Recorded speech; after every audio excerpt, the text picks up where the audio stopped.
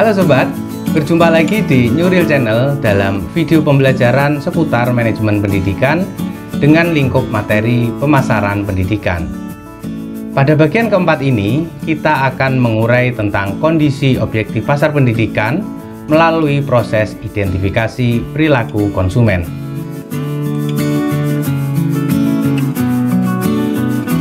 Di video sebelumnya, telah disinggung bahwa perilaku merupakan salah satu aspek dalam basis segmentasi pasar pendidikan selain geografis, demografis, dan psikografis.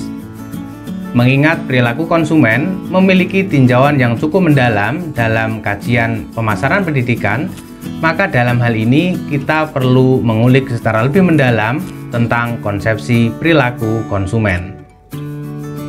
Perilaku konsumen pendidikan merupakan hal-hal yang mendasari individu, kelompok, atau organisasi dalam memilih, menentukan, menggunakan, dan memposisikan layanan pendidikan guna memenuhi kebutuhan dan keinginan mereka.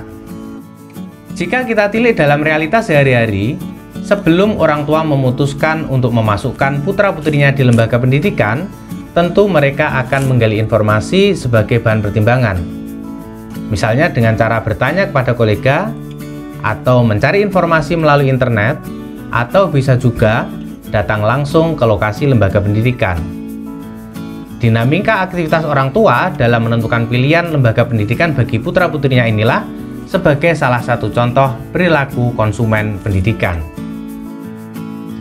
Ada dua kecenderungan perilaku konsumen dalam memilih produk layanan pendidikan, yakni melalui pertimbangan rasional dan irasional.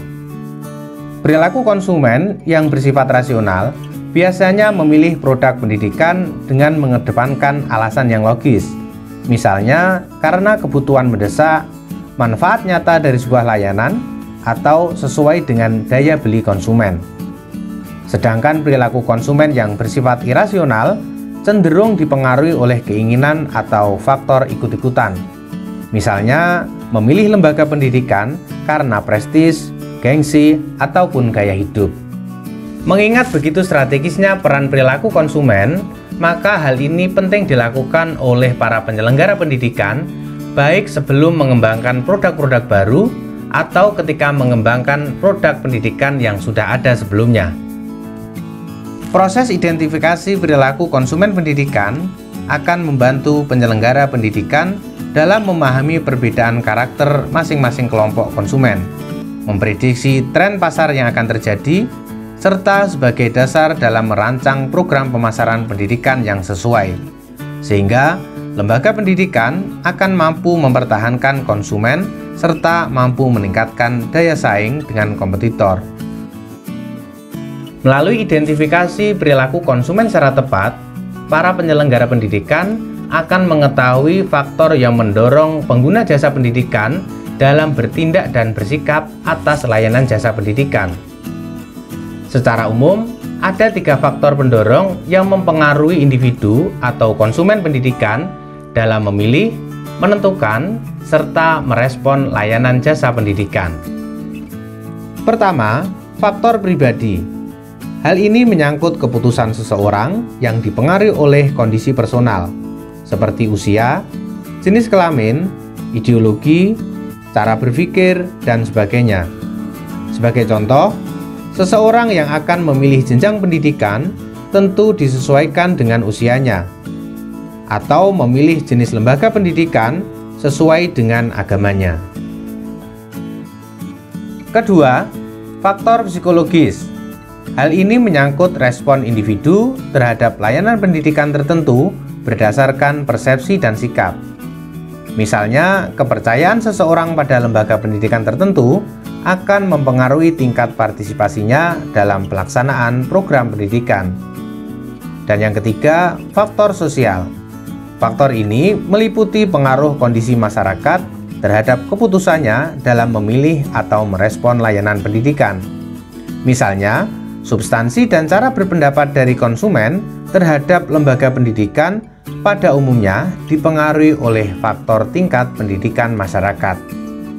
Proses identifikasi perilaku konsumen pendidikan dapat dilakukan melalui 2 pendekatan, yakni pendekatan induktif dan pendekatan deduktif.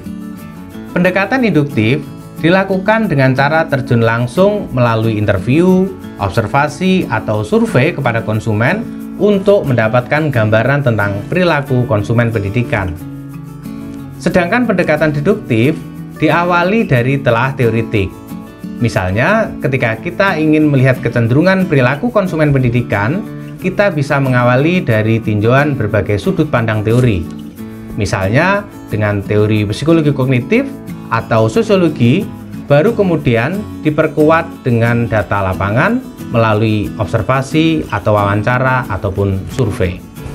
Dengan mengetahui karakteristik dan perilaku konsumen pendidikan, para penyelenggara layanan pendidikan dapat melakukan positioning dan targeting dalam menyiapkan dan mengembangkan produk pendidikan secara tepat, sehingga produk-produk layanan pendidikan yang ditawarkan bisa relevan serta diterima oleh konsumen pendidikan. Oke sobat, demikian tadi pembahasan tentang perilaku konsumen pendidikan. Kita akan bertemu kembali pada video berikutnya dengan tema pengembangan produk pendidikan. Silahkan berikan pertanyaan, saran, atau komentar pada kolom di bawah ini. Terima kasih, sampai jumpa, wassalam.